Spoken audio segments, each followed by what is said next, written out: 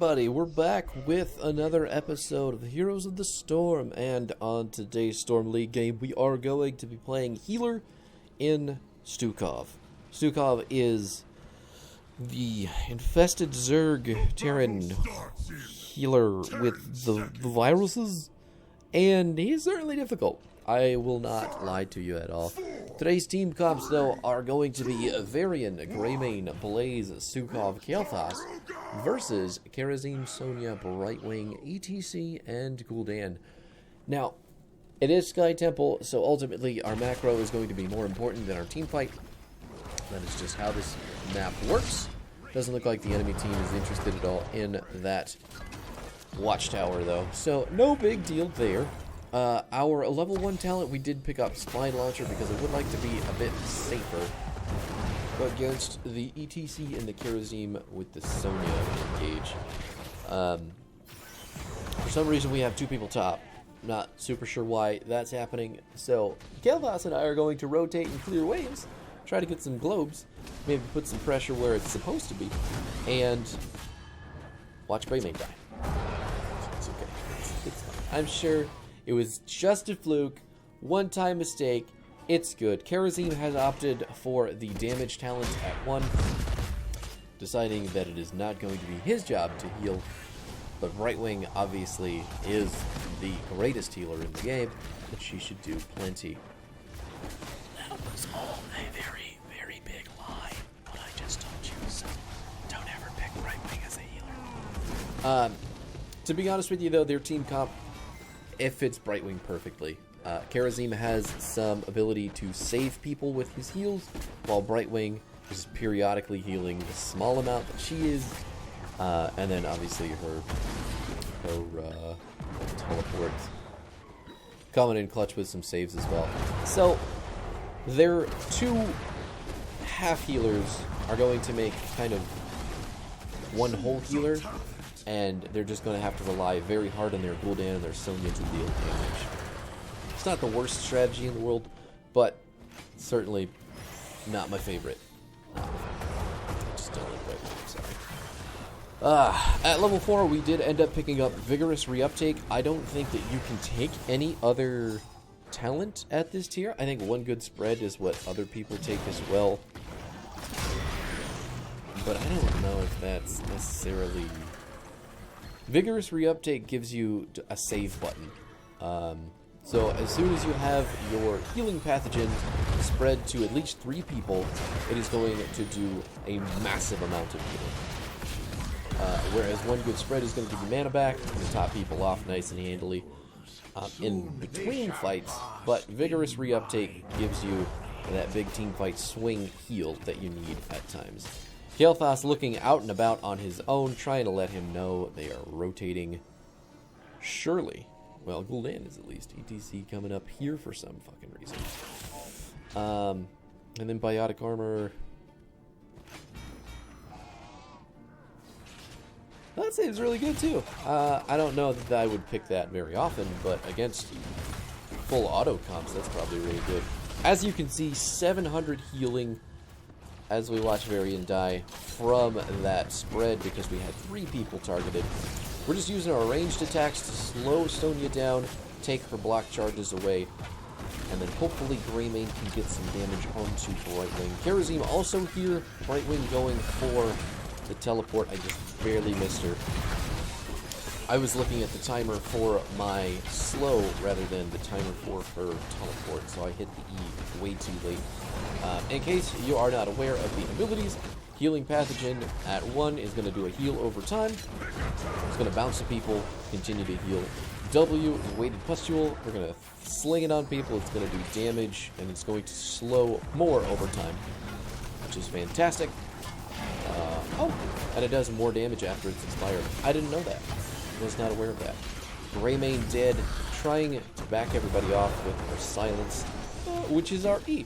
The Lurking Arm is going to put a big old puddle underneath people, and we're just going to channel that infinitely until we're ready to stop it. It's going to silence in that area, and it's going to do a little bit of damage over time. 50% reduced damage to non-heroes. That's good.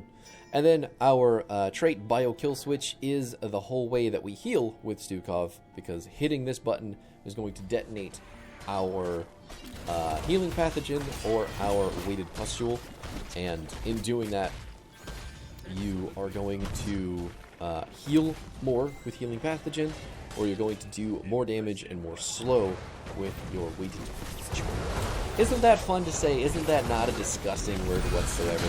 Trying to put down a lurking arm in the choke, missed ETC by a smidge. And now we're just going to heal everybody up with our Bio Kill Switch. See if we can get a good slow on Sonya. Is she going to die? She did get the cleanse. Nice. Varian takes the kill. Chasing down Brightwing now. Nothing she can do to get away because she's fucking Brightwing. Fantastic. Double kill there. We did end up picking up the long pitch at 7, which is why we were able to hit Sonya with that slow. We're just going to increase the range of our W, and then if we hit more than one person with our W, our cooldowns are going to recharge faster for 3 seconds. Detonating on 2 or more people.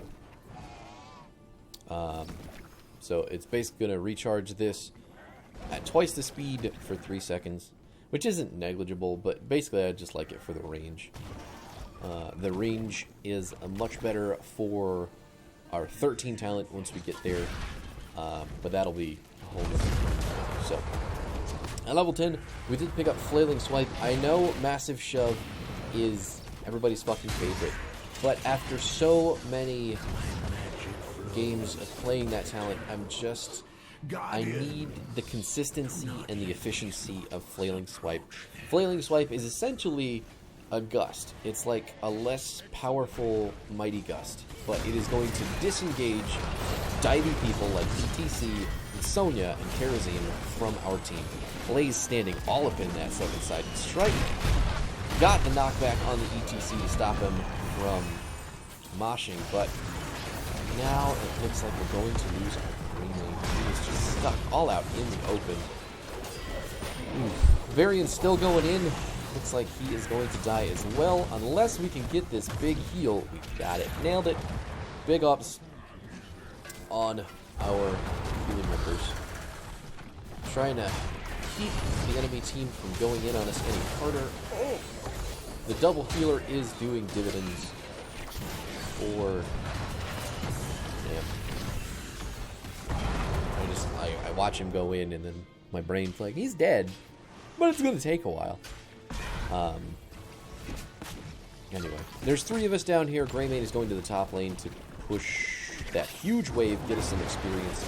ETC going to miss his slide completely. He has no mana. Big stun there. Silence isn't going to capitalize much, though, because we don't have anybody to go in with Blaze, which is sad. But the 3 of us are actually doing an amazing job forcing the enemy team to just stay down here, waste all their time hopping on and off of this objective, which is really, really fantastic stuff. Because Greymane's been able to pretty much knock down 80% of this fort. Karazim going to kill him, obviously, but like I said, macro on Sky Temple is much more important. Oh, we did miss the lurking arm there. We've still got our swipe if we need to. I'm hoping my team is going to rotate down, but they didn't. And I was polymorphed, so I guess there's not a whole lot I can say was possible. They are on the boss, though. We need to come down now, people. Greymane is up. Blaze is not up for another 8 seconds. Karazim in the top lane, though. I am looking for the flailing swipe to slap everybody's punk ass off of this shit. Brightwing also got her ult, but we did provide just enough time for Varian to stand on it with his infinite livability. Greymane gets here just in time, and Karazim was not able to show up. So, enemy team loses a 4 versus 5 on the boss pit.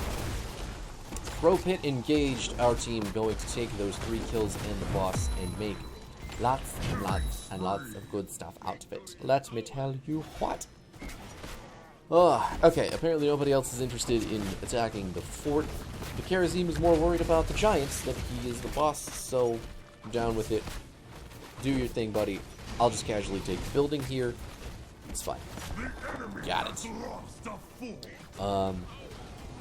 Yeah, and now we are going, looks like, to fight over a camp? Nope, we're just going to take it for free. Blaze trying to put some siege damage onto this building as well. Brightwing blinking in. Gul'dan there as well. Emerald Wind goes out. It's not going to do anything but help her stay alive.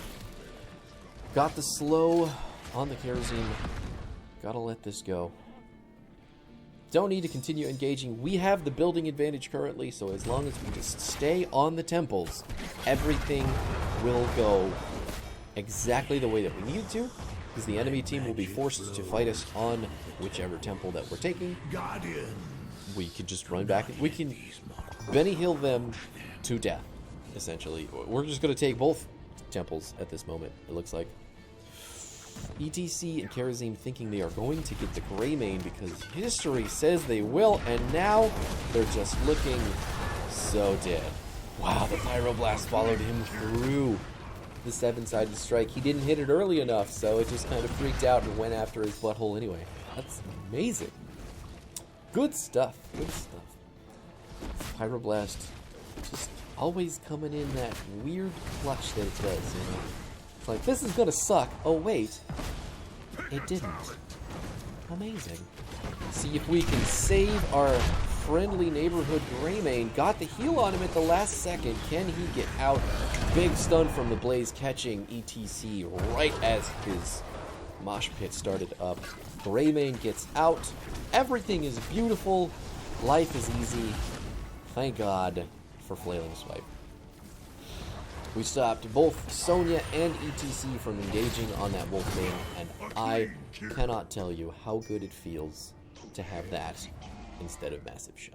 What's the cooldown on this ult? It's 60 seconds. That's not bad. That's exactly a fucking Mighty Gust, I think. I'm pretty sure Mighty Gust is 60. But this talent is just so undervalued because the absolute memitude from the other ult. It's ridiculous. It's ridiculous. And then at 20 you get 3 charges of it that all just like slap the shit out of people.